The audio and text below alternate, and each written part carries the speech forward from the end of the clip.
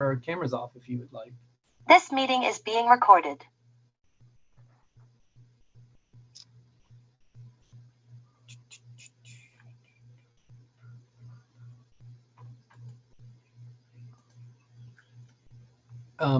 Hello, everybody that is popping in. We're going to try to get started right on the hour.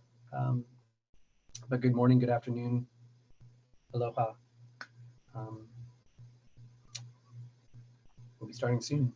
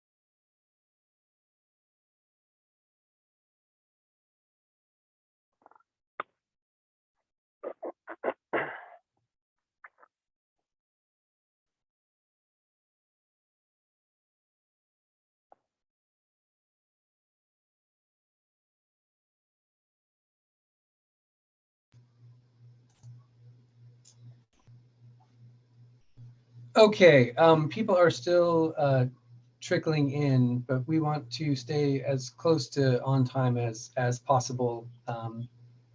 And I know you all are very busy, or it is the middle of the night for some of you maybe, and would like to get to bed. So we will move forward quickly, and anyone that comes in late can watch the video later. So a couple of pieces of business for this meeting.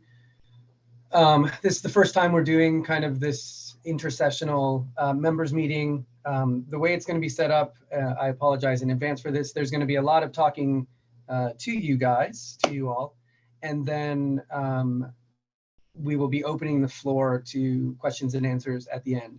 Now, if you look at the bottom of your screen, you will see a little button that says Q&A.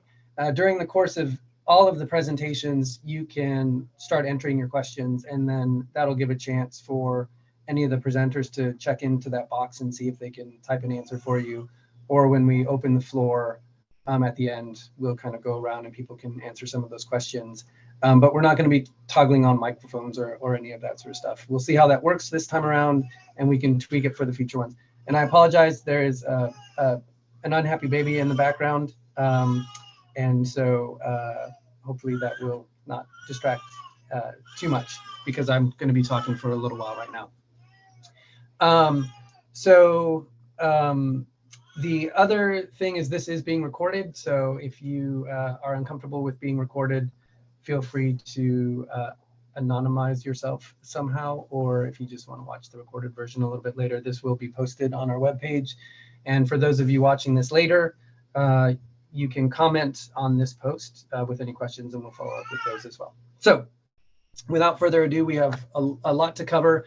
Thank you all for coming here. There was a tragedy in my program last week, which made it kind of untenable to try to hold the meeting. So I realized that this might have caused some conflict for people to be able to get here. So I thank everybody for their flexibility in being able to get here.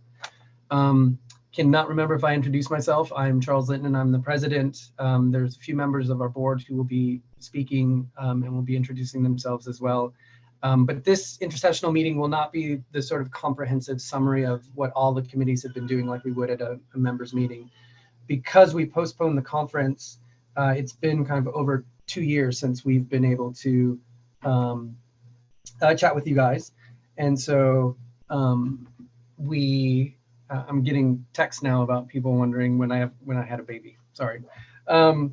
So we haven't been able to talk to you about a lot of the things that we've been doing, but more importantly, we are starting to plan what we're going to be doing for 2022. We have a ballot that's coming up in March. We have some important decisions that need to be made that need your vote. So we want to take this time to give you a broad overview of past activities, what we're currently planning, and then get your input of what you'd like to see us do for the rest of the year. So going quickly into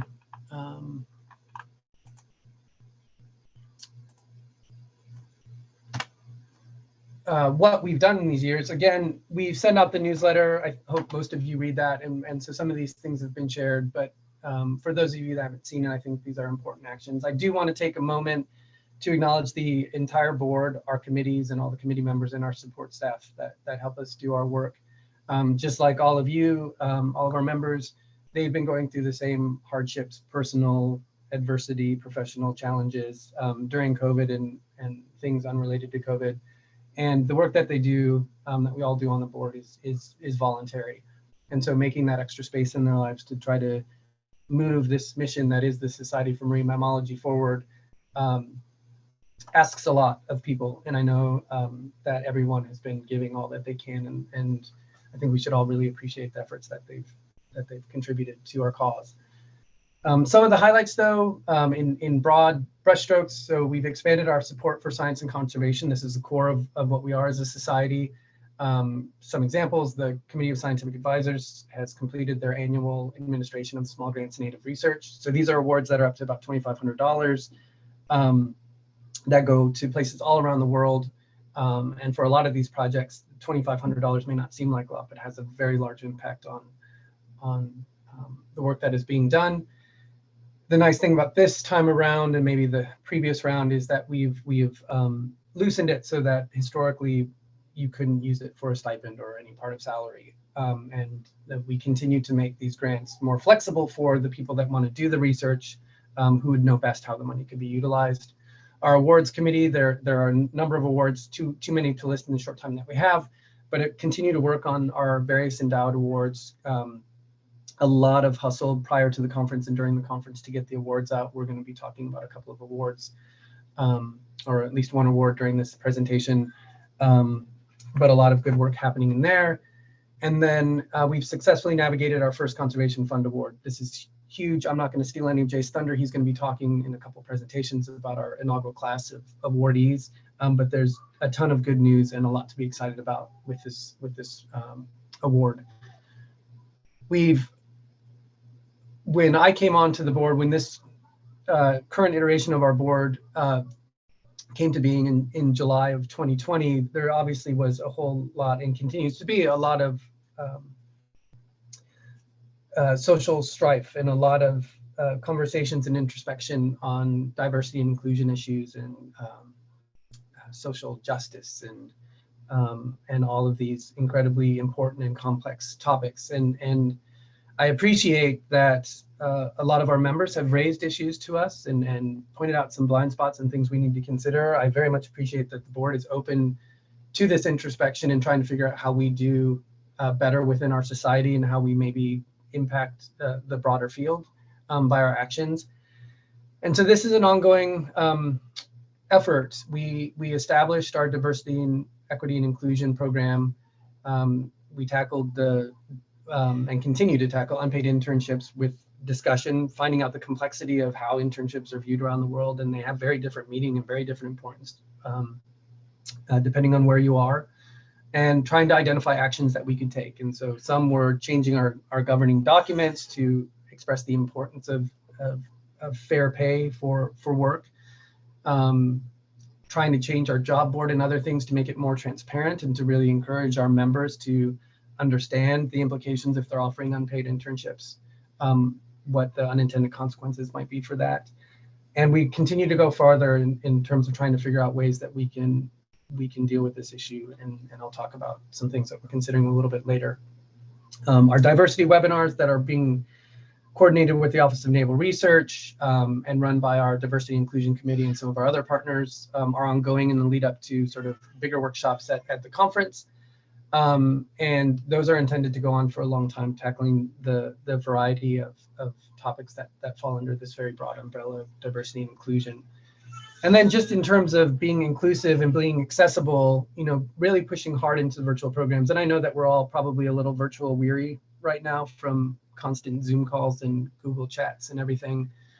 But it is an incredible platform to be able to reach the people that have traditionally been left out of a lot of our scientific conversations. So whether it's the virtual programs for our webinars for Editor Select Series, or the virtual programs, which will be a permanent part of our conferences going into the future, that allow people who traditionally have not been able to travel to our conferences to get access to the science and engage our community in a way they haven't before.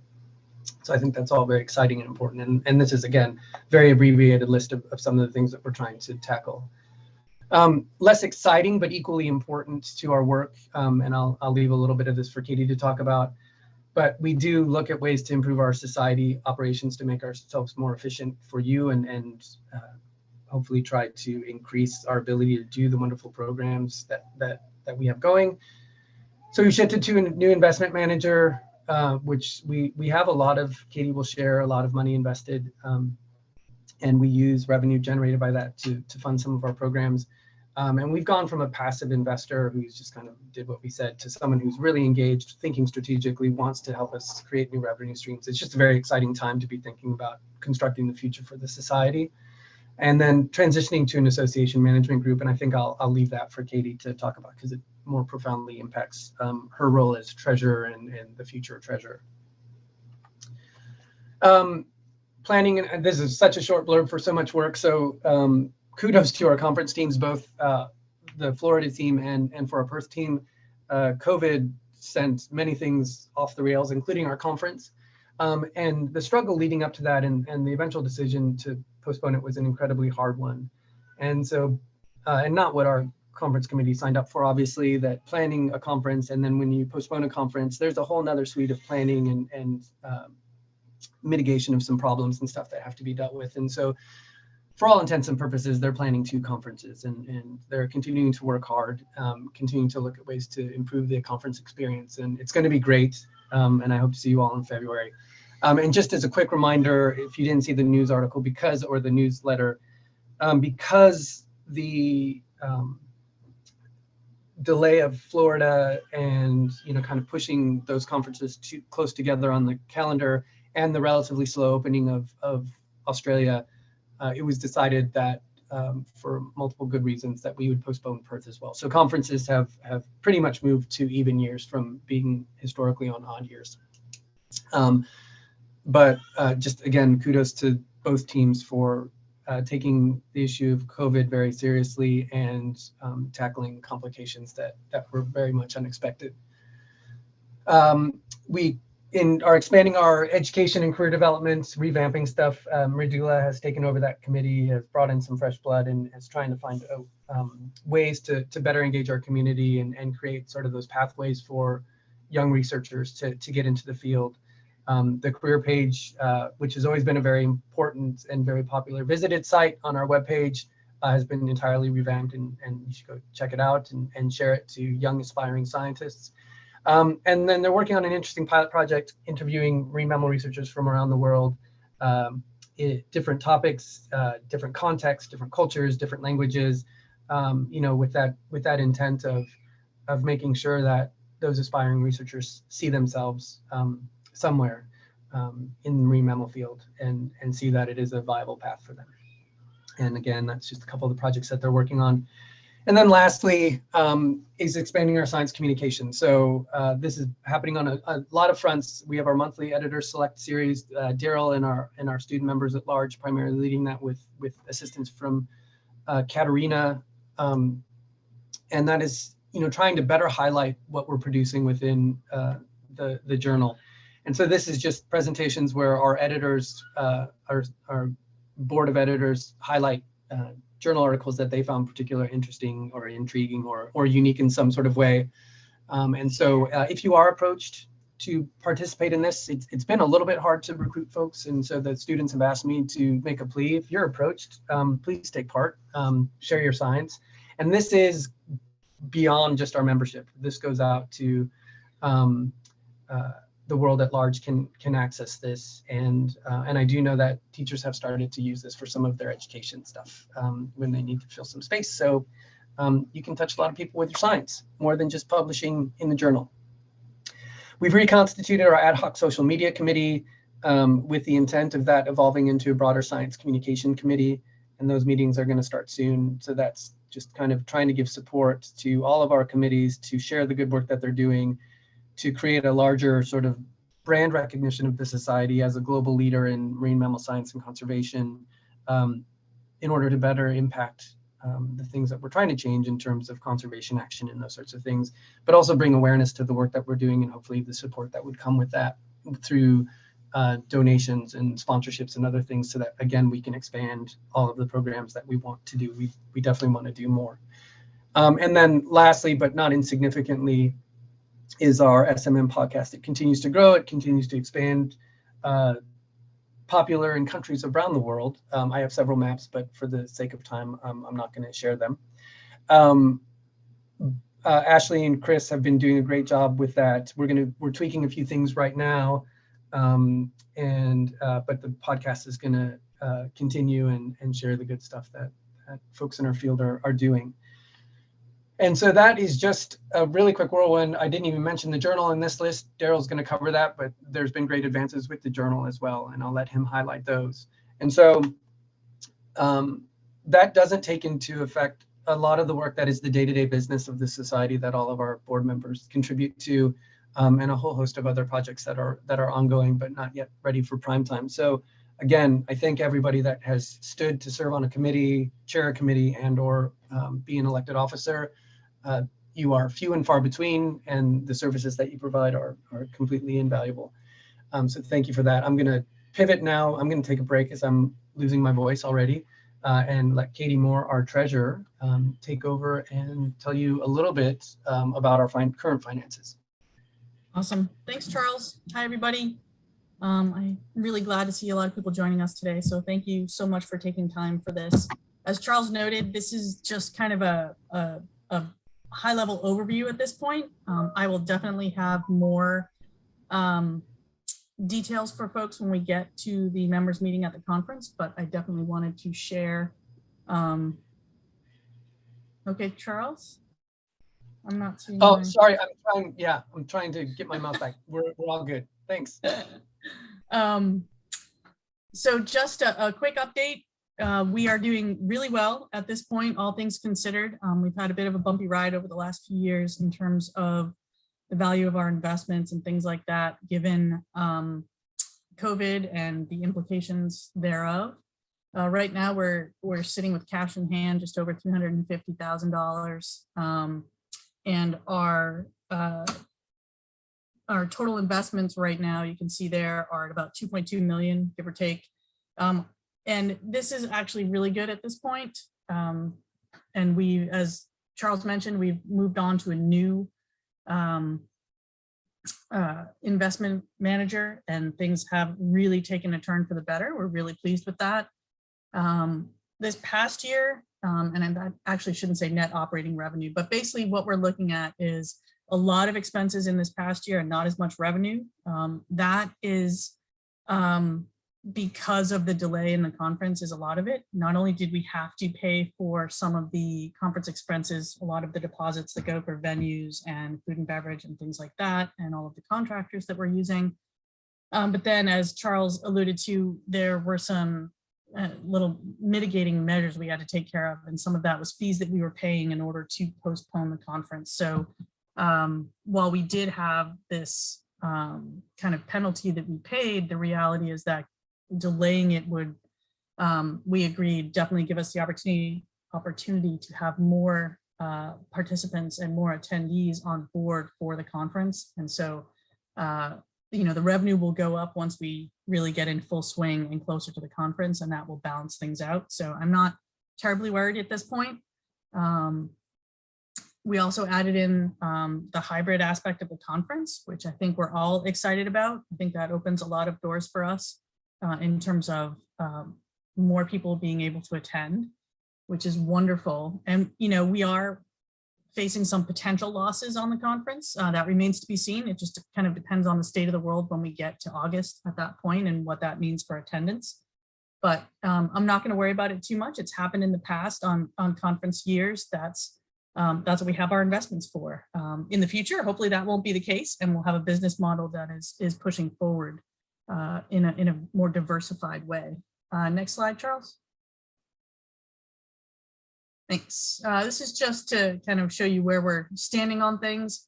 We have our total assets, total investments that we've alluded to. Within the investments, captured there. There's kind of three sections. There's the unrestricted funds. So those are general funds that we've taken in across the years that we have been investing in order to help fund conferences and other efforts going forward. We have the endowed awards. Those are just that. They're funds that have been donated for some of the named and other endowed awards. And those are invested in order to perpetuate the awards being given. The best part is that these are also, we're constantly taking in funds toward this. So folks can donate to specific awards. And on the bottom here is the conservation fund, which I know won't stay on the bottom for long at the rate we're going. I think we're doing a really good job here. And just looking, next slide, please, Charles. The conservation fund being held separately is looking at just, it's about $578,000 right now. And we'll be drawing that down just a little bit for conservation awards, but it's looking in good shape and also something that we're going to be looking toward, really fundraising toward in the future. Next slide, Charles. Thank you. Just wanted to touch a bit on how we're investing back into the members of our society. As Charles said, there's a lot that's going on behind the scenes to make things work. And it's no small amount of work, but we're, our ultimate goal is really to be giving the value back to our membership and making sure that we're connecting people and promoting the great work that we're all doing and supporting that great work. You can see here some of the things that you'll see, the small grants and native research. That's an annual amount that goes around $30,000 every year. The international travel and the student travel, obviously those are on conference years. They're associated with conference efforts. We haven't gotten to that point yet for this upcoming conference. So you don't see it here. Also not noted here are some of the other awards that are given out on non-conference years. So there is some of that. And I'll be working with Lindsay to just make sure I've captured it all so that when we get to the members meeting at the conference, we'll be able to kind of show you how that's all coming back into play. And Charles touched on the podcast already. There's so much more that goes into how we're reaching out and trying to really leverage the work of different members of the society and as a collective to showcase the work that we're doing and also to make sure we're connecting folks within the society to maximize our impact out there. And next slide, Charles. Charles touched on these and they're a big deal. The Association Management Group, we've engaged Tally Management Group to oversee our kind of administrative piece. At this point in time now, the association management groups that are out there can do everything from your strategic planning to managing a conference to all of your budgeting and financial management. At this point, we're working with them just on the financial piece and the accounting side of it. But it takes away a huge burden of the day-to-day management of the society so that going forward, the treasurer can really focus on revenue generation and more of the strategic planning and business planning along with other members of the board and committees to really drive the whole society forward. So I think this is a huge step for us. It's really helping us to get all of our books in order and to simplify the work that needs to happen so that we can really focus on the job at hand instead of kind of the administrative work that is kind of all consuming at this point, especially as we head into a conference. We also did start with a new investment management firm who was absolutely fantastic and came highly recommended. And I can't tell everybody how pleased we are with how the communications go with this new firm and the kind of work they're doing and their real focus on nonprofits and the strategic growth within that. So we're really pleased with that and excited to see things really ramping up and coming online for us. In terms of going forward, we're still continuing the transition of moving all of our financial management over to the Tally group, which actually takes a fair bit of work. So we're hoping that will happen in the next few months in advance of the conference so that everything will be very smooth during the conference period in terms of taking care of the finances, but also setting the next treasurer up for success and sliding right into the position. Our goals going forward are going to be really looking at diversifying revenue sources. It's a really important piece for us, just to make sure that we're working toward that, and developing a business plan to support our strategic goals. And I know that that's something that Charles had mentioned too. So we're looking forward to transitioning away from having to spend a lot of time on the administrative pieces and looking toward those bigger picture goals that we have. And I think that's it for me, Charles.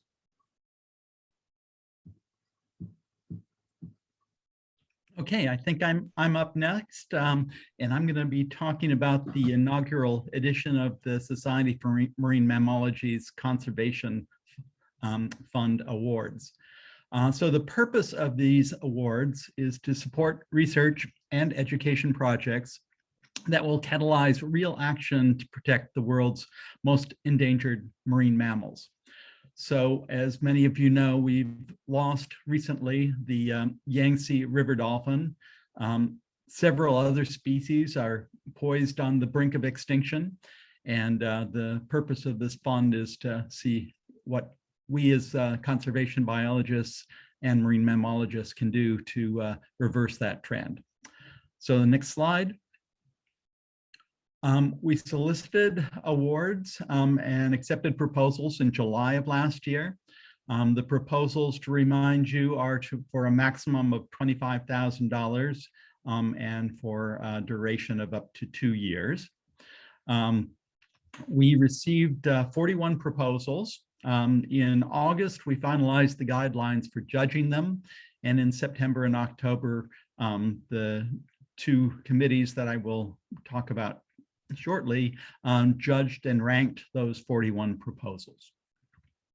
We found that we needed additional funds to do what we wanted to do, so we actually spent November and December. It was nice to have that little delay to get additional funds that we could support more awards. Next slide. The awards were judged by the Conservation Committee members and the Committee of Scientific Advisors. We got 3 reviews for each proposal, and I especially want to thank Edu Seki and Laura May Callado for chairing those committees and making all of those review assignments. And I want to thank all of the reviewers who reviewed the proposals. It was a bigger job than we anticipated, but everybody came through in a timely manner. And I think we all were very impressed with the proposals. Next slide. 6 proposals rose to the top of the rankings, but I must say all of the proposals were excellent, and it was a pity that we couldn't fund even more. The Conservation Fund endowment, that is that nearly $600,000 that Katie just talked about, could only fund 2 of the proposals based on the rules we set for maintaining that fund. So we beat the bushes a little bit, and Society for Marine Mammalogy members stepped forward with additional donations in 2021 totaling nearly $90,000. And that allows us to fund all of the top 6 proposals. And I'm going to give a little introduction to each of the proposals so you can see what we're doing with those funds. Next slide. Here you can see the geographic distribution of the 6 projects that will be awarded very soon. Next slide. The first of the project is harnessing the ecological knowledge to fill data gaps and support conservation of critically endangered Atlantic humpback dolphins. And this is a project in Congo, Gabon, Cameroon, Liberia, Senegal, and Gambia in western half of Africa. This is led by Aristide Tekukan and a large team. Next slide. And here you can see some of that team. So there are members in each of the countries that I mentioned, as well as an international support team people who are helping design the research that's going to be conducted very soon there. Next slide. Next proposal is how many Amazon river dolphin species are there, capturing genomic and morphological evidence to clarify INEA's taxonomy and to help in their conservation. This is a project that will be in Colombia, Brazil, and Bolivia, and it's being led by, next slide, Susana Caballero and Larissa Oliveira. Next slide. The third proposal is developing a necropsy program to determine the efficacy of reducing Mekong River dolphin mortality with a river guard enforcement and outreach program. The principal investigators here are let's see, let me get the pronunciation straight, Som Un, Francis Gullen, and Some Phi. And next slide, you can see our team members here. Next slide. Next program is an integrated approach for the conservation of coastal cetaceans in the Gulf of Matamat, Myanmar. And the PIs are Wit Tay, Yin Yin Tay, and Tara Witty. And they're going to be focusing on the Neophycina population and doing assessments both with visual sighting surveys and acoustics. Next slide. And here you can see the two of the main team members locally. Next slide. The next proposal is veterinary capacity building to fill vital knowledge gaps for the endangered Indus River dolphins rescued from irrigation canals. And that's going to provide veterinary training for first responders. And you can see the next slide, the principal investigators who will be involved in that. And they include folks from San Diego, as well as local folks on the ground, and Jill Brolick from the UK. Next slide. Next project is going to be Counting to Protect population estimation for highly threatened subpopulation of river dolphins, INEA, in the Tocantins, the most impacted river by dams and land use changes in Brazil. And the principal investigator there is Miriam Marmontal. Next slide. And here you can see a picture of her conducting surveys for Botu or INEA on the Tocantins River. So the society is actively responding to growing threats for species, and we will keep this very active grants program going and hope the projects will make a difference. We will not be accepting new proposals again until at least 2023. We may discuss delaying it to correspond with the conference in Perth. We need your help. We need to build this program, and that means building the endowment fund. So consider donating to this fund or motivating other people to do so, either now or as a legacy donation. We as a society need to do more to protect the animals that we study. Thank you very much.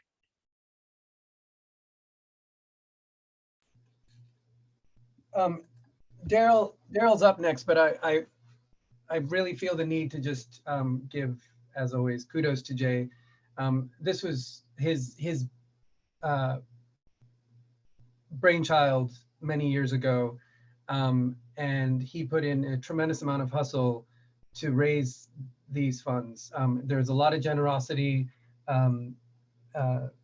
by a good number of people, and the recent reaching out and getting those additional roughly $90,000 funds came from a handful of very generous additional donors. And so the fundraising that Jay has been able to do in a relatively short time to get this from concept to actually getting money out the door to do this good work is heroic. And so, you know, a great thanks to the unnamed donors and that generosity. And I do hope that even in a little bit, if our members can follow suit with that, just symbolically to help raise some funds or to reach out to your networks, that would be amazing. So again, just thank you, Jay, and to all the donors and to the team that reviewed the proposals. The proposals, over the 41 proposals, were all amazing. And I think it bodes really well for the future of this program. So we want to keep it going and expand it. So with that editorial out of the way, I will just hand it over to Daryl to talk about the journal.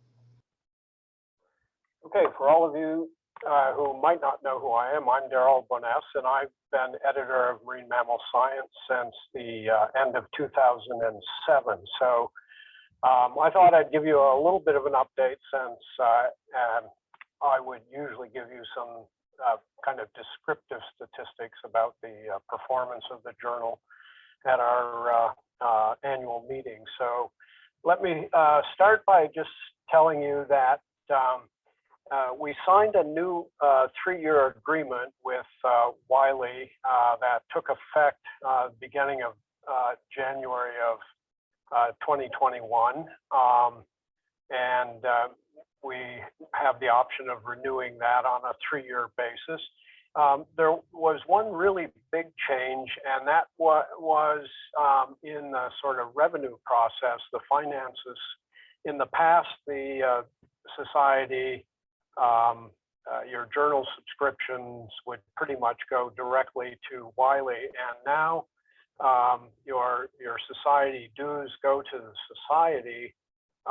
And we get a royalty from Wiley, but revenues generated from subscriptions go directly to Wiley, and that's part of where our royalty comes from. So we think it's a much better arrangement, and especially if we keep membership up every year instead of this sort of up and down cycle.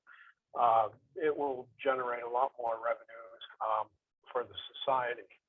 A couple of other changes before I get to some of the statistics. Just briefly, any of you who have had papers accepted in Marine Mammal Science recently in the past year, or maybe less than a year even, Wiley has gone to an online proof system that I think is much better all around. And if you don't know what our process is, after an author turns in their proof, the proof comes back to Gary Smith, who is our copy editor, and myself. And we both go through the proof before finalizing and approving it. So this speeds up the process, I think, quite a bit. So helpful in reducing turnaround times to getting papers out on early view. Another thing that we haven't seen directly yet, but probably will in the near future, it has been testing with some journals a policy on preprints. You know, for those of you who have been publishing for a while, you probably realize it was always a no-no to put out a preprint. But now Wiley is actually developing a system that integrates into Scholar One and allows preprints to be put out, and it tracks the progress of the paper. And if the paper is accepted, automatically we'll put the appropriate reference from an accepted paper. So I'm sure that we'll join that group of journals that accept this once it becomes broadly available. So, and at this point, Wiley seems pretty encouraged by this. So for those of you who wonder about putting out material before it's actually accepted and published, as long as you follow the rules, it's now becoming quite acceptable to do this. So with that, if we could have the first slide, I'll just give you a little bit of the statistics of the journal performance. So all of my slides, I've simply looked back over the last 4 years. This just shows us the number of papers submitted to the journal over the last 4 years. We've had a slight increase in the last couple of years. Part of this is a result of, and I don't remember the exact date, if it was 2 years or 3 years ago. We used to have a 1,000-page limit, and we could split that 1,000 pages up over the 4 quarterly publications. Again, we know once we went to fully online, the page limit was reduced and eventually it was dropped. So now we can publish a larger number of papers if we wish. We control it, so we try and get more or less an equal number of papers or something close to that over the course of the year in each quarterly publication. I mean, it's a little bit of a tricky business, because if you publish everything in hand at the time of an issue, you might end up with the next issue being quite small. So you always keep some papers waiting in line in case the next group of papers coming in finally accepted is slow to happen. So the other thing that's happening is you can see the open access papers. That trend is I expect going to increase even more.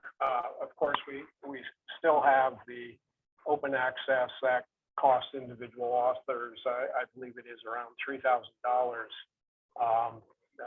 to have open access. But we also have widely developing agreements with various countries or university groups that are these transitional agreements. And the biggest increase in open access is coming from those transitional agreements. If we could have the next slide. Okay, so this graph is the number of papers, let's see, submitted and accepted, our acceptance rate. The number of papers being submitted is fairly similar. You know, we go up and down a little bit, but we stay pretty constant over the years, usually just a bit under. Our acceptance rate fluctuates. In the 14 years I've been editor, I think our lowest acceptance rate had been in the mid 40s, maybe low 40s. The 32% in 2021, I don't think is going to stand up. So the basis for this graph is all those papers that were originally submitted in the year shown. So 2021 papers have probably a fair number. In fact, when I looked, there were still nearly half of the papers submitted during 2021 are still without a final decision. So I'm guessing that that 32% of papers accepted now is when all papers submitted in 2021 are finished. Well, that will increase, probably bringing us close to where we have been. Next slide, please. Okay, so what we're showing here is some turnaround times. The lowest line is the time from submission to first decision. All papers that will ultimately be accepted and papers that will be rejected. You know, there's a slow creep occurring here. I think almost without question, we've seen longer handling times at probably all levels. And I think some of that's having to do with COVID and people being sort of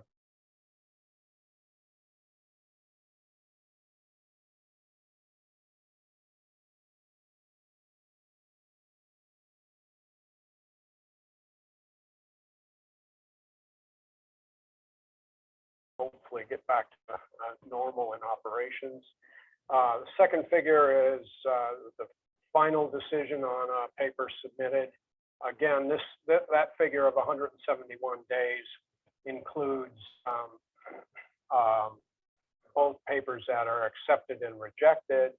Of course, final decision on a paper has a lot of wiggle room because that also incorporates how much time it takes an author to return a revised manuscript. So kind of that first decision is a good indication of how well the process is working with respect to my assigning it to an associate editors, collecting reviewers, getting their reviews in, and then my making the initial decision. The last one is the final decision on papers that are accepted.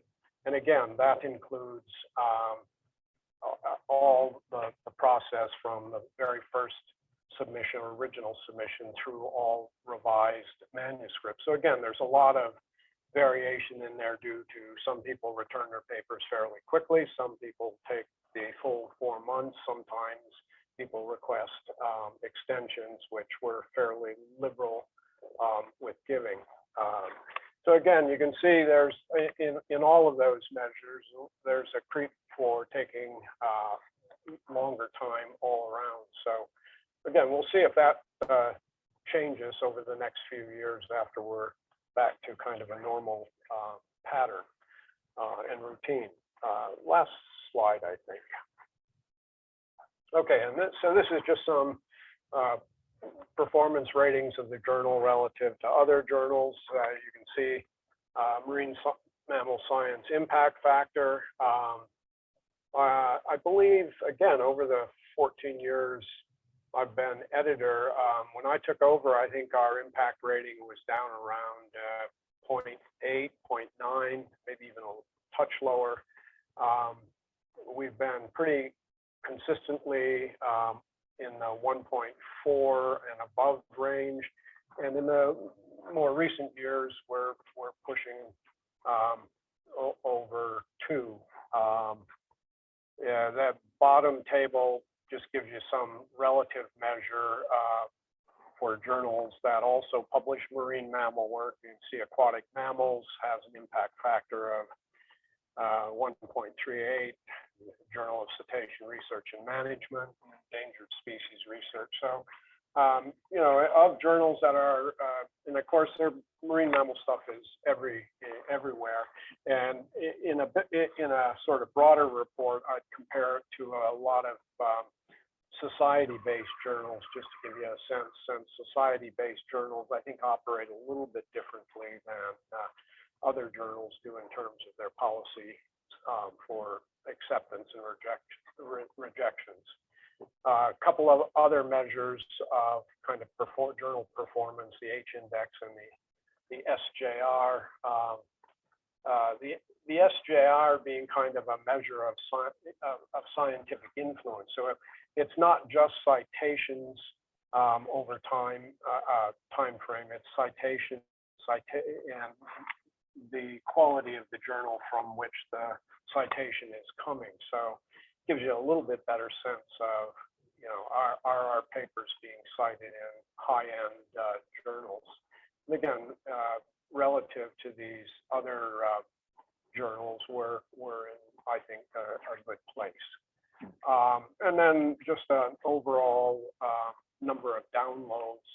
You can see our downloads are up, and over a longer time frame, our downloads have been gradually increasing. So, you know, I think all in all, I feel like the journal is in a good place. I'd just like to put in a pitch for our associate editors who, as you probably can guess, all have very busy programs in either academia or government research positions or NGOs, and you know, they give a lot of their time, and sometimes it's incredibly difficult getting reviewers. So I just hope everyone remains patient when that happens. We try our best. Sometimes we have recently gone to using a single reviewer, and the associate editor doing a full review. So I'd just like to give a big thanks to all our associate editors.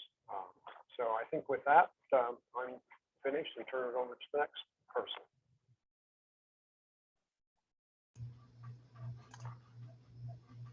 Okay, the next section is a quick update on our diversity and inclusion committee. I am giving it on behalf of Eric Archer, who had a conflict and couldn't make it. And I will unfortunately abbreviate this just a little bit for the sake of trying to keep us on time. And the thrust of these slides is Eric trying to solicit interest and get some more people to join the very good team that he has pulled together. So very quickly, the Diversity and Inclusion Committee, it's an ad hoc committee chaired from its inception by Tara Cox, who's our secretary, and Eric Archer.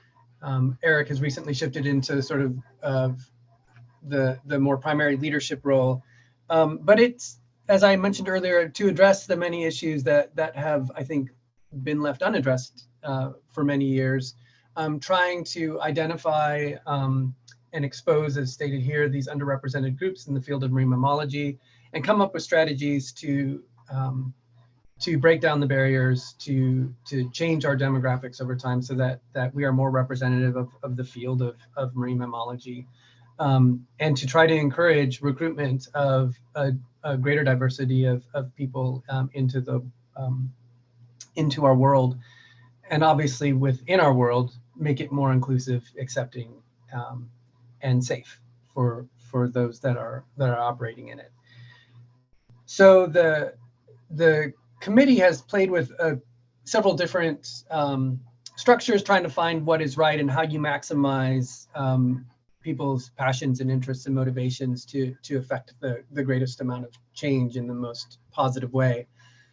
And the way that it is currently evolving is that, pardon that, Google Chrome notification, is that it's going to be a committee based of a bunch of sub-communities that are going to be focused on particular areas of interest, and I'll share what those are in a minute. And Eric has just found that there are a lot of good people on his team, and many of them have that particular interest. And so trying to turn them loose in a leadership role to direct that energy, again, to the most positive change. So if you want to be a leader of one of these subcommittees, then you have to be an SM member in good standing. And, you know, an acknowledgement that we're trying to get to everybody is, if you're going to join a committee, any committee, there is amount of work that's involved. So Eric is estimating roughly about 4 hours of work a month to be responsive to communications and to develop ideas, etc.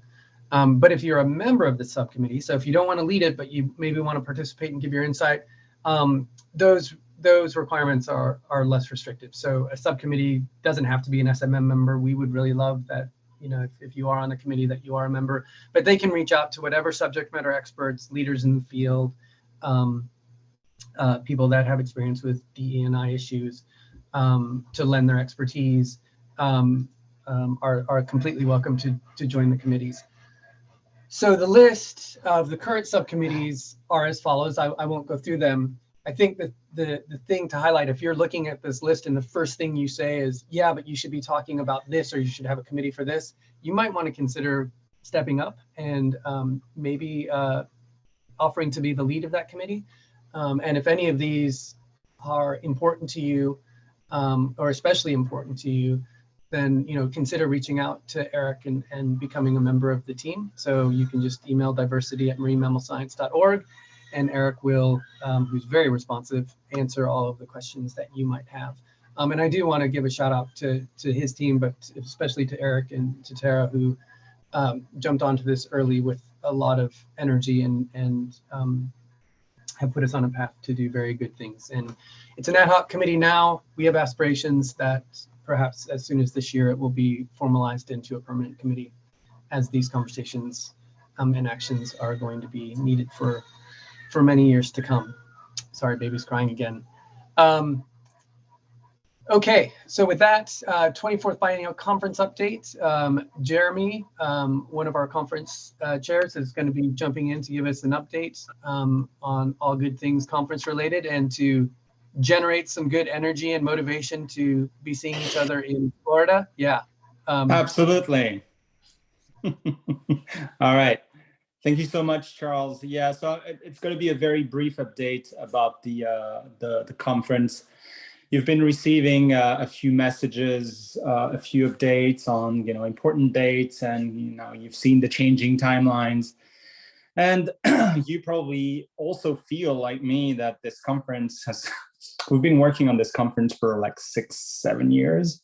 And we've been delaying, and now we feel that it's going to happen. Of course, there's a little bit of there's a lot of uncertainty, but we're working as hard as we can to deliver the best possible conference. And it's the organizing committee. It's a lot of people behind us. Next slide, please. Yeah, so just a brief overview. So we've received 1,459 abstracts that were submitted. As you probably saw, we reopened because of the fact that we postponed the conference. We reopened the abstract submissions, and we've received 166 additional abstracts. So they're currently in review. I think the reviews are going to be completed very soon. 1,120 people have completed their registration, 634 in person, 486 virtual. So since we're about a month away from the deadline for early bird registration, we expect these numbers to increase quite significantly in the near future. As you all know, the virtual platform is a new thing for the societies. It was obviously a new thing for us. We didn't know, actually, personally, I didn't know how it would look like, but it's going to be a really interactive and engaging platform. And I'm really glad that for this conference, despite COVID, we're definitely going to have a conference that can be more inclusive, with a lot more people attending through the virtual platform. So we're very excited about it. 30 workshops. So that's for the 30th and 31st of July. So it's a substantial number of workshops. I think we're pretty much at about the same number of workshops. And there's going to be many things that we're working on, and the highlight here is a poolside beach party that we're gonna have. So it's going to be obviously fun. Next slide, please, Charles. Oh, that's the 5 months of giveaway. So yeah, just to simply encourage you to register as soon as possible, although we are aware of the constraints due to COVID, but registered by the 1st of March. And a few giveaways possible, a few airline tickets of up to $500 in values, a few conference hotel stays, SMM membership renewals, that's worth mentioning, registrations for SMM 2024 that will be in 2024 in Perth, as Charles already mentioned, a few banquet tickets, and various conference items. So we're very excited. We're very, it's been dragging for a while, so we kind of can't wait. We hope that we're going to be able to deliver the conference that you expect. We're really doing our best, and we're very happy to have a very supportive board, and and countless number of people participating in the organization. I'm going to stop here. It's almost 2. I don't know if Amy is here and if she wants to add anything, or you, Charles, if you want to add anything, but I think I'm done. Thank you so much. Thanks. Oh, you're here, Amy. Yeah, I just got here. Thanks, everybody. We're really looking forward to seeing everybody in person or virtually in Palm Beach. If anybody has any questions,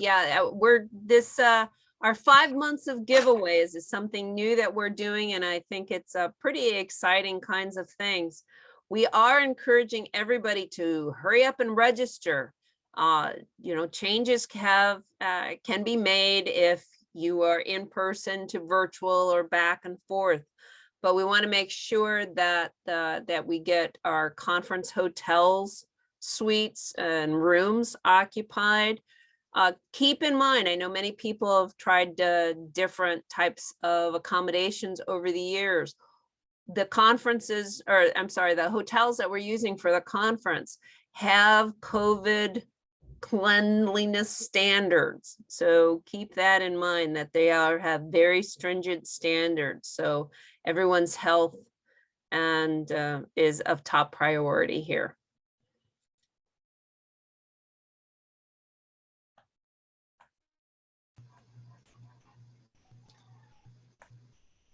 Okay, thank you, team. And I just want to emphasize the level of scientific quality is there. Abstract submissions on par, the workshops, as many as always. And in fact, I was commenting the other day that I'm disappointed that I'm going to miss workshops because of board business. I think it probably looks like one of the best years for the workshops. No offense to previous workshop holders, but it's just a really amazing assortment of high quality topics. And I know there's just a weird energy with the delay and all of that sort of stuff. So we do want to generate excitement. We do want people to remember how good these conferences are. And whether it is virtual or in person, it's going to be a good experience and there's going to be great science. So we do just want to make sure that we're building up that energy and generating interest and giving you guys all something to look forward to later this year when we, knock on wood, return to something more normal. And I'm going to take a time out, and I think Chris might have already logged off, but I just realized Facebook updated me that we have 2 birthdays for our board members, Chris Parsons, who is the chair of our membership committee, and Katie Moore, who presented earlier. So I apologize, I didn't know that before the meeting, or else I would have made an embarrassing slide, but happy birthday. Okay. On to our next document. So we're going to go from birthday wishes and an exciting conference to sort of more society work. And for the sake of staying on time, I'm going to abbreviate these a little bit. The short summary is that every year the board is mandated to kind of review our governing documents and see what sort of changes that we need to do in order to better affect society business. And generally what happens is there's some unforeseen challenge that we hadn't encountered before, and we need to update our regulations in order to be able to do good things. So there'll be a ballot in March that there's going to be a variety of things to vote on. Some of the lower hanging ones I'm just going to skim over. There'll be explanations in the ballot for these, but I just wanted to plant some seeds, get some questions, and remind people of some conversations that have already been ongoing. So the first one is the shifting conferences with the delay until August for the 24th biennial and the delay into 2024 for Perth were completely necessary. They were the right decisions, but kind of had these unforeseen consequences in the fact that so many of our conference process or society processes are connected to the conference cycle. And so here's a diagram that our president-elect Simon Goldsworthy put together and may not be immediately intuitive for those that are not deeply immersed in our society processes, but bear with me. So generally, we have our conferences. During that conference, we have our elections chair, currently Emer Rogan, going around and shaking the bushes, trying to get nominees for next officers. We have people that can nominate from the floor in our general members meeting. And then that following March, which would be this March coming up, should have been, we have our election. And then that following June or July, the officers take over. And then they start building up for that next conference, which is about a year and a half away.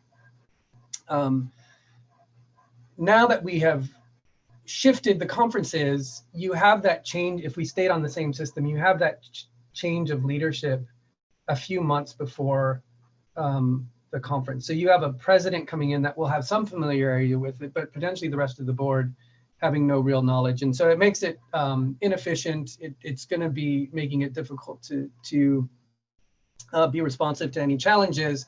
And it's also just very strange for a president that has spent 2 years of their lives trying to build up to a conference kind of leaving just before it happens, and sort of being able to witness the product of their hard work and that of the conference committee. So, and there are some other knock-on effects that just made us feel that the best thing to do is to try to shift us to realign our society processes back with that 2-year conference cycle. So that's what we want to do. The action below: extend current elected board members' terms by 6 months, and to do the same for the following board. This is not a power grab or anything. I know many of us are tired and had that July sort of date in our minds of when we were going to be able to retire, but everyone has very willingly and graciously said that they would extend so far. So we just want to modify the Constitution to have the flexibility with explicit limits to deal with these sort of external events that are beyond our control, where we may need to be changing when the elections might be. The language is vague enough right now that we have that flexibility. So we're going to add some more explicit boundaries to that to be able to deal with this. And so we just want to be fully transparent that we have not turned into an autocratic society and we're foregoing all future elections. We're just going to be delaying them for the next couple of cycles a little bit to get us back in line. So nothing untoward there. Smaller changes, we're going to be setting some term limits for committee chairs. I love all of our committee chairs, past and present. They're very committed people doing a lot of great work. But the way that the society is currently set up is that committee chairs serve at the pleasure of the president. And that just kind of creates an awkward situation with a new oncoming president sort of being tasked with the job of potentially changing people over. And these are all, again, committed people that you've already been working with for a couple of years as president-elect. And it can be strange. And so just putting something in there that is a set thing that forces some turnover in order to create space for people to get some leadership experience within the society, particularly early career folks, and create, maintains fresh energy coming in. And we've set it 6 years. That's kind of the balance of, you need a couple of years to really start to understand how the society processes and really understand what you're going to do and implement something that you can see come to fruition. But we just don't want anyone to stay much longer than that. We're not going to put limits for committee members. That's just, we're trying to get people the committee chairs to be very engaged with their staff and kind of reviewing every year whether people are still committed to doing the work. The more significant one that I'll talk about on this slide is allowing the editor for marine mammal science to receive a stipend for services, which will be set by a vote of elected officers. So the tweak of that is board members are voluntary and should not be not being receiving funds. The editor for the journal, who is the chair of the editorial committee and therefore a board member, the duties for that, for getting the publication out, the workload is significant. It's predictable versus the other committees. They kind of can choose and prioritize the things that they're going to work on and set a workload and all of those sorts of things. It's a particular set of expertise, and we want longevity in that position, right? So being able to find someone that's good at it, who is sacrificing a very large part of their life to get some compensation, should they request it, then we want to set kind of that level. And that has been a system that's been in place, and that we just want to formalize it appropriately within our governing documents. And there'll be a lengthier explanation of that for the ballot. But the bigger ongoing conversation that you guys will be voting on and was highlighted in the newsletter. There's a news article that was on our page to solicit comment, as is required by our governing documents, to alert everyone of any pending dues changes, and then it needs to be approved by a membership vote, is to kind of revisit how we set up our membership types and what we charge for our dues. And so prior to this, we only received a couple of comments via email or to the news item on our webpage for the proposed changes, and I'll share those in just a moment. But I did get this email from a member that asked, I won't read the question entirely, but just asking, what do you get for $115? And why is it more or less than, well, in this case, more than these other sort of relevant societies to our field? And the short answer is I can say why it is currently $115 for this type of membership that they're getting, but I can't really talk to a comparison between other societies, and part of that is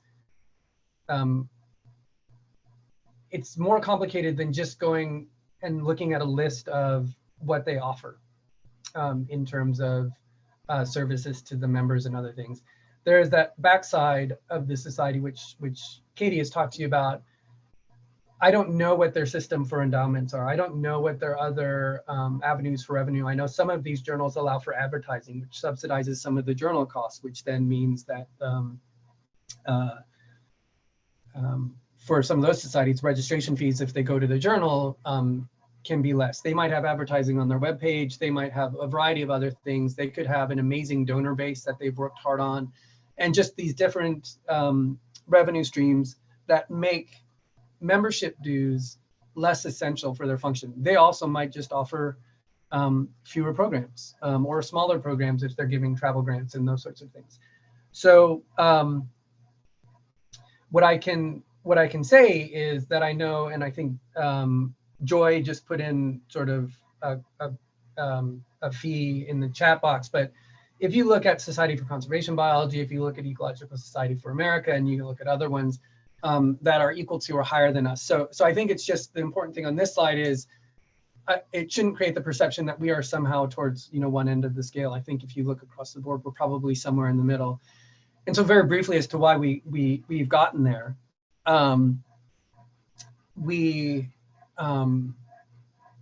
focus on keeping costs low. I mean, we have costs for our society, but we highlight things like the travel, student support, small grants and native research, and other things. And we try to keep costs low for our students who are going to register, for our members in low-income countries that are coming in. And so that cost burden needs to be captured somewhere else. But we also haven't been very proactive in getting other revenue streams. So we are fairly reliant on the revenues by our membership dues, because we haven't strongly solicited donations. Other than, I mean, Jay Barlow, the hero that he is for the Conservation Fund, we haven't really tried that concertedly to make use of the charismatic nature of the species that we're working on. We don't do advertising. Our conference model that Katie alluded to is, unlike a lot of other societies, is not revenue generating. We take a hit in a lot of years because we try to keep the registration costs low. Our community seems to like destination conferences, and so those tend to be more expensive. And so some of the things that we're going to explore are generating, and people are bringing up a really good point too, in terms of comparing sort of the size of the members. And there's a scalability that goes on both directions. If it's a relatively small society, you don't need a lot of income. If you're a large society, you can have very low dues because you have so many people that are paying into it and all of those sorts of things. So, but getting back to my point, we are going to be exploring changing these revenue things, maybe looking at our conferences to see how we can make them, while still keeping them affordable for our membership, to be revenue generating in the future by being more strategic on how we carry them out, and a whole host of these things.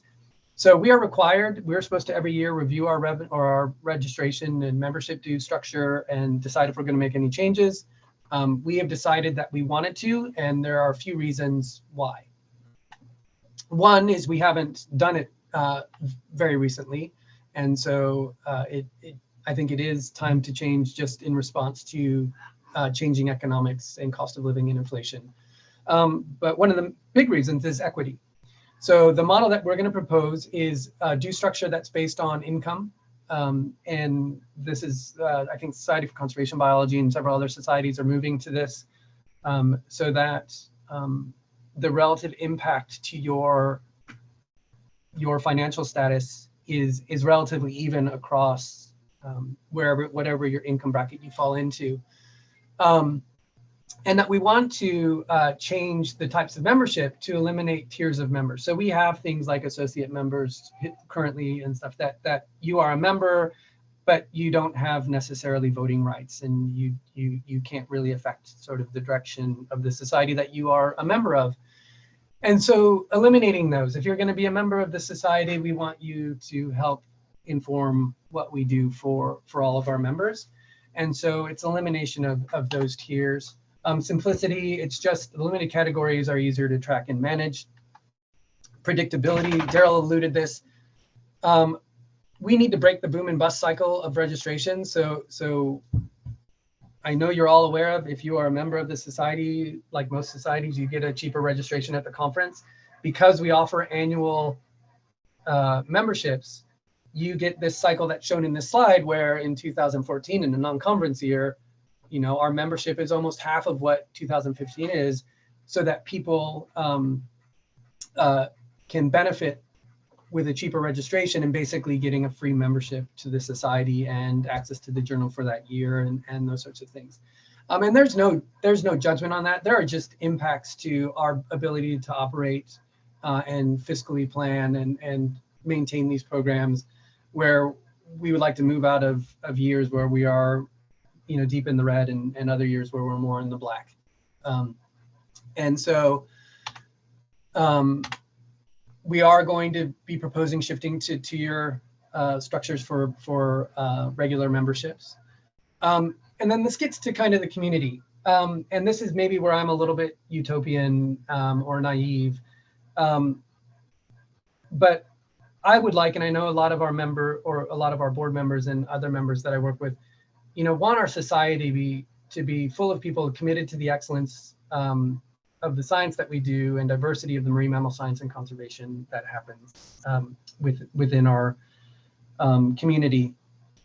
And so, you know, having those people that move in and out, that fission fusion society, to use a marine mammal metaphor, we want people in this community that are gaining from it and that are going to be giving back to it, right? We want to do great things, and we want our members to be part of that vision.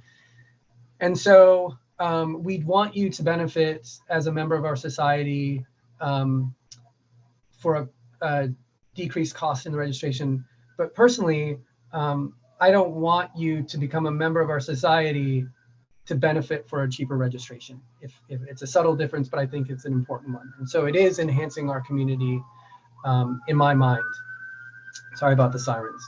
Busy day in Kailua, Hawaii. But what this is not, and a couple of people brought this up, is a cash grab. When you look at where you see these divisions, we don't have demographics about what everyone's salary class is within our society. And we have a rough estimate of kind of proportionally where people fall into sort of regular memberships and obviously students and low-income countries, et cetera.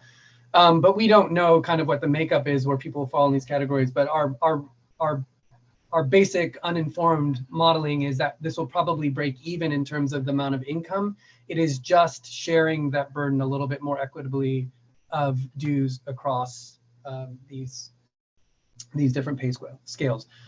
So what we had proposed was the following, that we eliminate some memberships. These are the memberships that will still be in place are like the emeritus and the lifetime emeritus membership, and maybe one other. But get rid of the associate membership.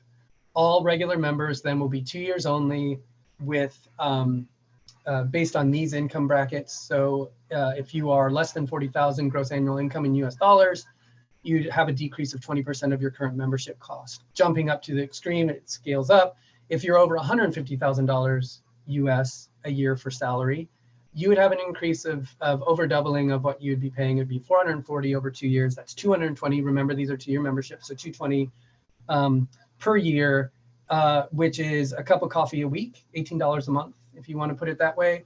And that still might be a burden for some people. We all have different cost profiles. And even for some of these, $160 might be a challenge for $40,000 or less.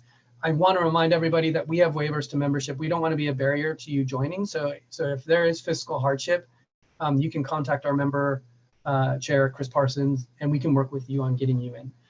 The regular student member doesn't change. They've got the option for 2 years for slightly cheaper than the 1 year. But we are extending the student membership for 2 years after graduation. We know the job market is hard. We know there's challenges, so we want to make sure that that gets across, that we can help you bridge a little bit. For the low-income countries, there's no change. The year option remains. These are what the costs look like. And again, there's waivers if that's still economic hardship. I think the one thing that I want to emphasize is that for the low-income country members, it's free online conference access in the future to maximize inclusion. So that's just going to be a given. If you are a member of the society and are from one of the listed low-income countries, you don't have to worry about figuring out whether or not you're going to register for the conference for the virtual component. In person will be a little bit different. And we're going to continue to seek outside support from sponsors to maintain this benefit. And the lifetime member, we up that to be kind of in line with other professional societies. So that's going to be on the ballot. There's been, several over a month for people to be able to comment. It will require a majority of votes to pass it.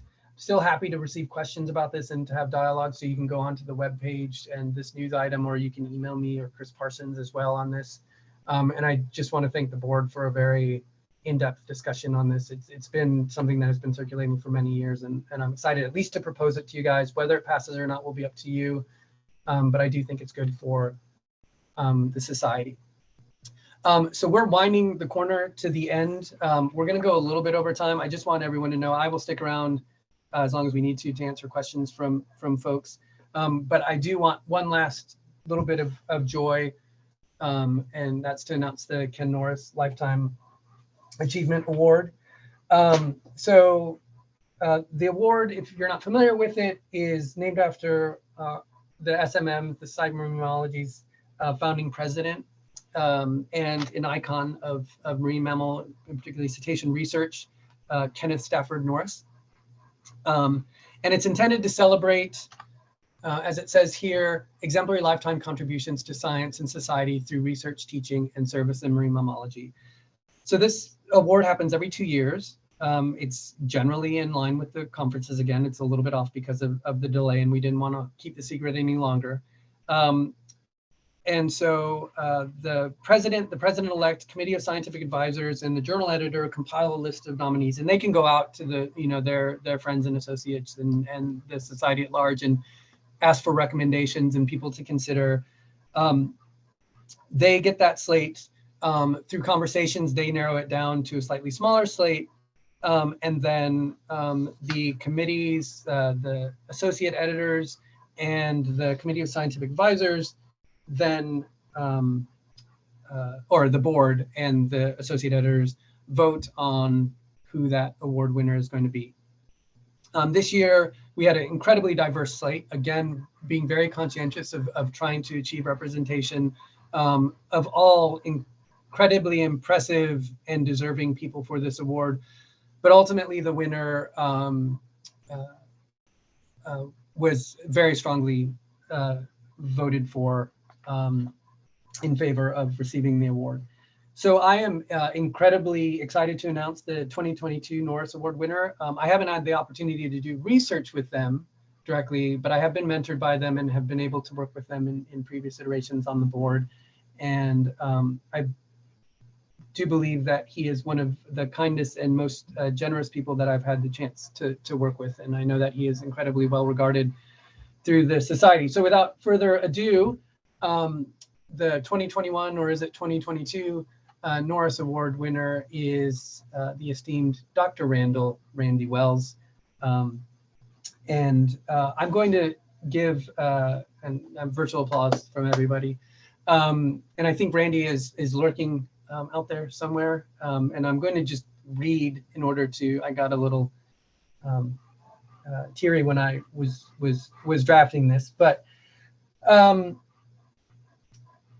we are going to have a news item that's going to come out that is going to share the full narrative of Randy's 5 decades plus of scientific contributions, his academic pedigree, his leadership roles and mentorship within our field. For today, this is just going to be a short synopsis, and just to highlight the things that really impacted me when considering him as a candidate, and I think had massive impacts on our field.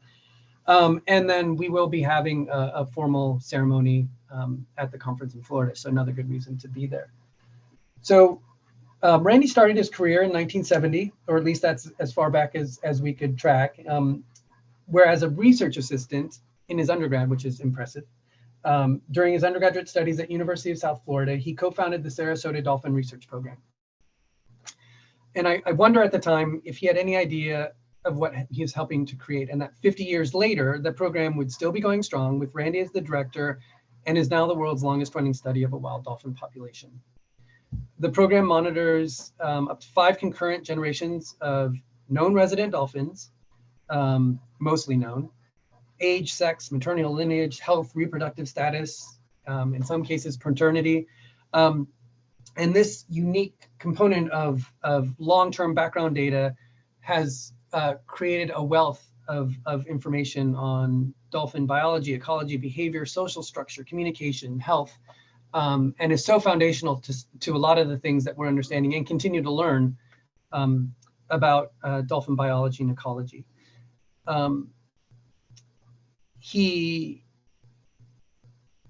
Building on this program and his collaborations from around the world, he has been prolific as a scientist.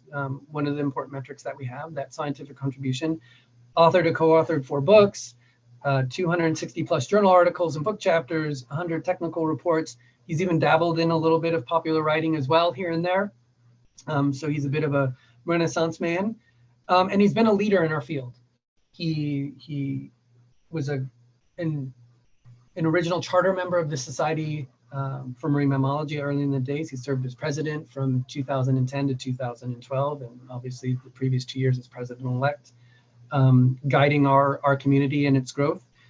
He's lent his expertise to marine mammal management and conservation in many ways, 2 of which are our close to home for me is our NOAA and U.S. Fish and Wildlife Service science review groups for marine mammal management in the United States, as well as serving on the IUCN Cetacean Specialist Committee. But I think the thing that we want to highlight, and in talking to the committee and to our awards chair and others, is his contributions to the science and his contributions to management and conservation, and his production is not within question. But it is the support and how many careers that Randy has touched over his 50 years of being a member in marine mammal science. So Randy's directly supported 6 postdocs, 10 PhDs, 15 master's students. He's advised externally another 25 PhDs and 20 master's students. But that's only the start of the impact that he's had. So if you look at the Sarasota Dolphin Research Program, which he obviously was so instrumental in creating and running, it's become this fertile training ground and highly sought after training ground for numerous researchers every year. So on average, according to Randy, there's at least 5 graduate students, 10 undergrads, 2 to 3 international colleagues that take advantage of the training opportunities at Sarasota every year. You look at that over the course of decades, and you see how those ripples start to spread. So Lindsay Porter, the chair of our awards committee, did some sleuthing to estimate maybe how broad reaching that was and how inclusive his ethos was, and the ethos of his research program. So we believe that Randy has hosted researchers from at least 22 countries that are either under-resourced or bringing in scientists that are relatively early in their academic research career. So these countries: Cambodia, Pakistan, India, Senegal, Kenya, Cuba, Mexico, Argentina, Peru, Colombia, Bangladesh, Costa Rica, Belize, French Polynesia, Bermuda, Malaysia, Singapore, Guatemala, South Korea, Chile, Taiwan, Brazil, and more. And as well as researchers from numerous other countries, which I won't mention here. That's probably most of all the other ones. And his team has even traveled to places internationally to lend his expertise. So he's gone where he is needed as well. And for me, I believe the bar to reach the heights of a Norris Award winner is having a career that has significantly altered the course of marine mammal science, that the ripples created by the science and deeds of the candidate leave our field substantially better than if they had never turned their energy towards marine mammal science at all. I hope that we all agree that Randy far exceeds this bar. I hope this award is just another milestone in a stellar career with many more years of contribution and collaboration to come. Now, true to his humble character, Randy's preference wasn't to bask in the limelight, be it virtual or in person, but he did share a quick video note after me letting him know that he was the recipient of this award. So you might want to turn your volume up a little bit. The audio is a little quiet, and Randy is a soft-spoken man. And from from the mouth of our own Ken Norris Lifetime Achievement Award. I'm truly honored by this award and humbled by the list of folks who have received it before me. As someone who was a Norris doctoral student, who worked with him for 12 years, including a stint as his dolphin lab manager at Santa Cruz, and who had the opportunity to see his incredibly insightful mind at work time and time again unraveling dolphin mysteries, this award has particular meaning to me. I have to credit most of the achievements of the Sarasota Dolphin Research Program over the past 50 plus years to the efforts of a superb team of staff, students, and volunteers, and to the support of the Chicago Zoological Society. I look forward to seeing you all in Florida this summer. So again, the incredible, humble Randy Wells, acknowledging where he came from and sharing the glory of his career with all the people that he works with and mentors. But truly, so much of this wouldn't have happened without his hard work, passion, and generosity. So please, everyone, take note of Randy's closing words. He looks forward to seeing you all in Florida later this year. So please be there virtually or in person. As a Norris Award winner, he will be providing a plenary talk of his choosing. And I'm sure it will be something that is not to be missed. And there will be that more formal award ceremony where we can truly honor him and his achievements more appropriately. So congratulations once again, Randy. If you are out there, I think you are. And thank you for your tireless work and continued contributions to our field. And be prepared for an onslaught of congratulations if they're not already coming through the chat box or your email. So with that, and knowing that we are at the end of our hour and a half or prescribed hour and a half, I'm going to quickly go over, we're only 15 minutes behind, but go over our list of things that we're going to be doing for 2022, brief list of it. And then we want to start talking to you and answer some of your questions. And I think some of those have been happening in the question and answer box. But again, we're going to have an amazing 24th Biennial Conference, live and virtual. 2022 will continue to be a year of introspection and growth. We're tackling DE&I issues. We're going to lean into this internship a little bit more and try to find a model for some internship funds to help cover unpaid internships if people are going to be taking advantage of those. We want to examine some things about journal accessibility and maybe some language issues and more. So if there are issues that you have, please work with our diversity and inclusion committee and let's start tackling them. Our new ethics chair, Karen Stockin, is going to be revisiting what ethics mean to us as a society and start plotting her course on what her committee will be tackling to improve the way we do our work. New update from our taxonomy committee. We haven't talked about taxonomy yet, but there's been a lot of new publications, a lot of new information coming up, and her team is going to be diving into those and considering our taxonomic classifications this year. Society business, tackling our archives, trying to capture our history in the Smithsonian and figure out how we move all of our virtual work now into that environment. And as Katie and I alluded to, a lot of strategic planning on how we set the society on a course for sustained growth and lots of great, larger growing programs. And all of our committees are pulling their plans together, and we'll be sharing those soon with all the work that's going to happen in education, awards, conservation, international collaboration, and more. And lastly, we need to find our next group of society leaders. So you can nominate yourself at any time. Reach out to me if you want to find out what the jobs look like, or to the appropriate board person. But for now, let's just open up the questions and answers. Katerina, if you're still here and can help guide this a little bit, what would you like to see from your society, or what questions do you have about anything that we covered? Again, we're going to do in the question and answer box. If we don't get to all of them, if the audience sort of dwindles down to a relatively small amount, then we might just pull those questions and we'll answer them on the website for some continued engagement. Other notes, again, you want to nominate yourself or someone else, contact elections at Marine Mammal Science. Don't forget our Editor to Select webinar series on Tuesday, February 17th, and early bird registration ends March 1st. And we are officially done with the program. Let's start talking.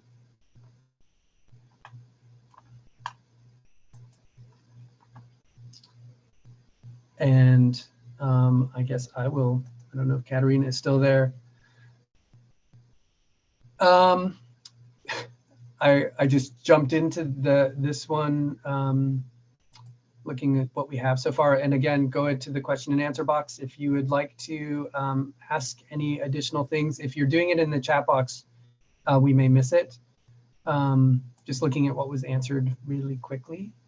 And by the way, any of the board members that are still on, if there are any updates that you want to share or any thoughts that you have currently, or if there's a particular question that you want to answer, you can just jump right in. It's the first chance I've had. And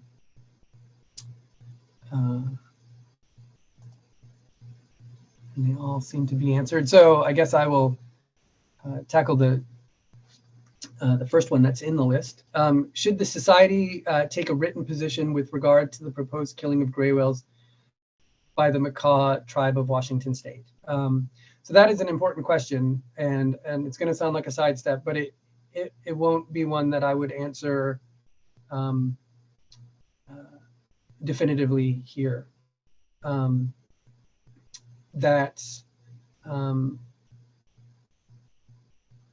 think our society is built on a respect for the variety of cultures that make up the tapestry of what our society is, and that includes indigenous practices. I think if we have a member that is concerned about this action or certain components of it, where we feel that our science can inform the activity, or if we have something to offer it, then our conservation committee and the board at large can certainly consider. We consider every ask that comes in on these types of things. But I feel from my position that we could consider some of the welfare components if things could be done, sort of this science of the status and considerations that might be into that. But we could potentially write things that help inform that process. But I wouldn't say right now whether or not what our position would be in. If you are interested, whoever posed this question, you can send a letter to the board and to our conservation committee. I hope that was a semi-helpful answer. Okay, and we will, and even if they're not questions, putting comments in like Mel's work on neurodiversity. Mel, if you are interested in this committee, but you're not sure you fulfill the requirements, just please reach out to Eric, and you guys can figure a way to maybe get that into a committee, or at least on the radar, so that we are considering it. A lot of these things, some of the work we may not have to do in our society, and that we can model things that other societies are doing, but make sure, please bring it up with Eric.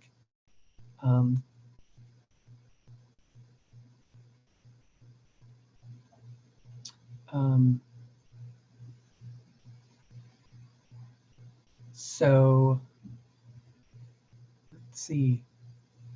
I think in the future, I just want to move away and turn everybody's microphone on, because I worry that we're stifling conversation. It's an impressive 77 of you that are still on, but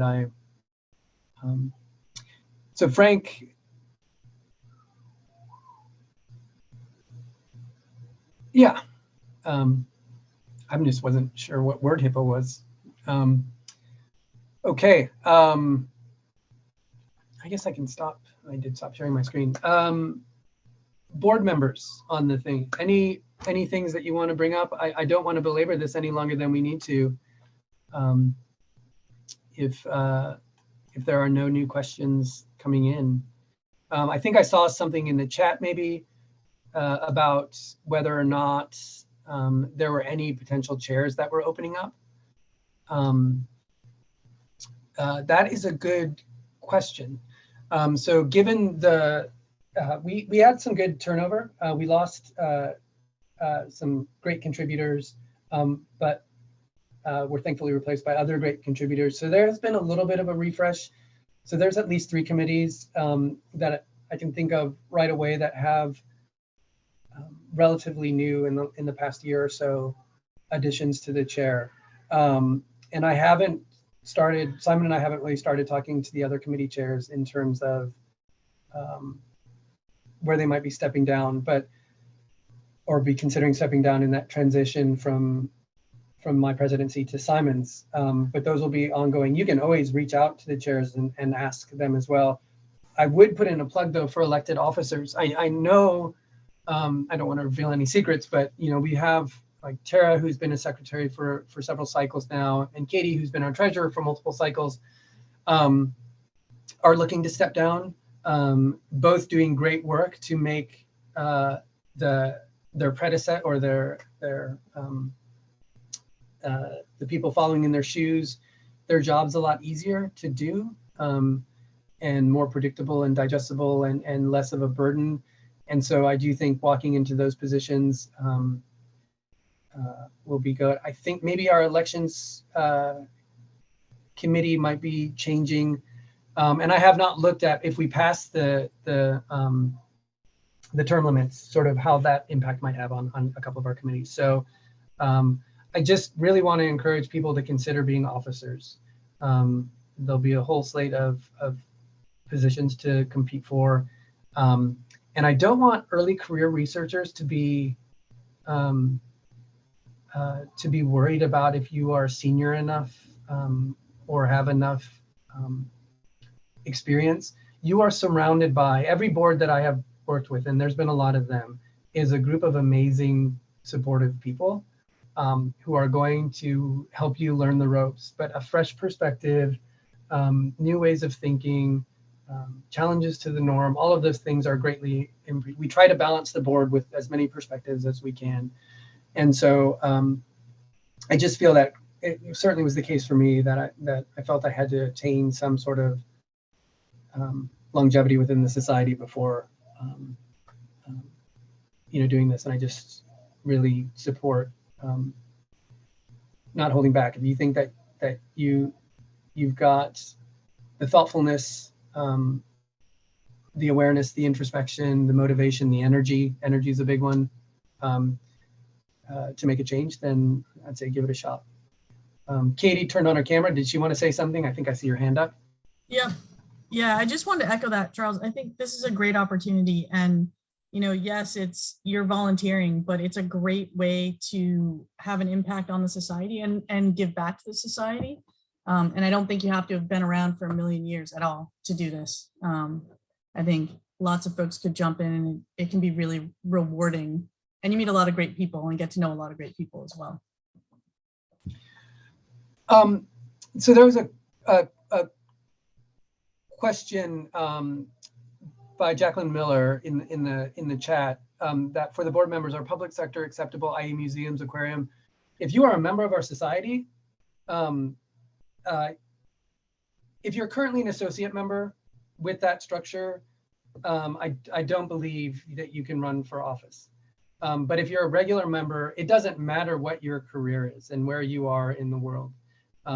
It will be, you will make a statement to the society about sort of what are the things that you're passionate about or what changes you'd like to bring to the society or sort of any sort of vision that you might have, and a little bit about your background. I mean, this isn't like a real campaign or anything, or significant campaign. You don't need coffers of money to win, but, and then you'll be elected. But it's just, if you bring something of relevance and of value, then it doesn't matter what your job title is. I do think some people benefit, obviously, from name recognition and those sorts of things because they're involved in the science. But I say give it a shot. And I think if folks have questions or are just kind of like toying with the idea, reach out to the current person in the officer's role. I mean, we're all happy to talk about it and give you the truth about what it means to take it on, but also what it's meant for us personally and professionally too.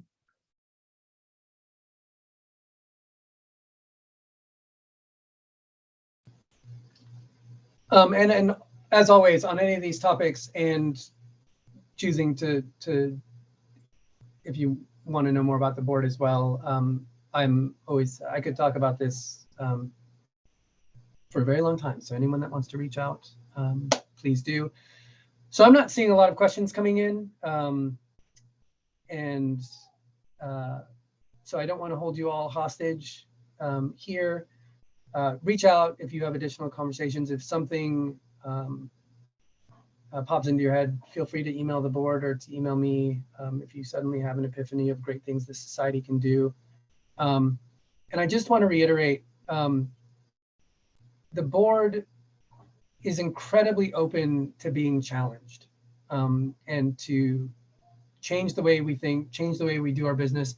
It's a big, slow moving beast, you know, and again, it's a voluntary board and with people giving as much blood, sweat, and tears as they can. So we may not be able to change things as quickly as possible. We might be thoughtful to the point where it seems like it's delay, but we're taking all of these things seriously. We want to create a community within the society that's committed to each other, committing to being good to each other, and committing to doing amazing science. And so if there are ways, even if they're uncomfortable, things that we have to face, then, you know, share us. But we also would like to hear, you know, good things as well, you know, celebrating each other. And if we nail something, you know, getting some positive feedback as well would be appreciated. So make us work for you. Please seriously consider helping sharing that burden by joining a committee or the board and putting yourself out there. So I appreciate everybody for being flexible and getting on this call. I'd love to hear some feedback in terms of as a format, how we could tweak this. I think we want to move to a model where we are giving updates like these member meetings in non-conference years as well. So just share whatever ideas you have. And I promise you, I'm really going to let you guys go now. Take care, be safe, go do good things. And I look forward to seeing all of you in Florida or across a digital screen for those of you that will be joining us virtually. Have a wonderful rest of your week. Aloha. Thanks, Charles. Bye, everybody.